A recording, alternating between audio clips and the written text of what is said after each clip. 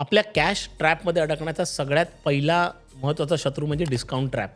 आपण आपलं प्रॉडक्टचं price establish होण्याच्या आधीच डिस्काउंट सुरू करतो. आपल्याला असं वाटतं की डिस्काउंट देऊन एकदा आपण कस्टमर आतमध्ये आणले तर आपण त्यांना नंतर विकू शकतो. आणि आपण झोमॅटो, ओला, उबर यासारख्या मोठ्या जायंटकडनं हे शिकलेलो आहोत की सुरुवातीला कॅश जितकी आहे तितकी स्पेंड करा आणि त्याच्यातनं एकदा कस्टमर घेऊन या आणि नंतर मग त्याच्यातले 20% 30% कस्टमरने जरी रिपीट केलं तरी तुमचा बिझनेस वाढू शकतो. दुर्दैवाने मित्रांनो, या ज्या मोठ्या कंपनी आहेत ह्यांनी सुरुवातीलाच मोठं फंडिंग घेऊन ठेवलेलं आहे आणि त्यामुळे ते फंडिंग स्पेंड करतात.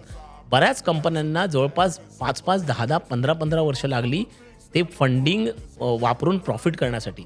आणि अशा प्रकारचं फंडिंग तुमच्याकडे नाही आहे. Snapdeal is a classic example.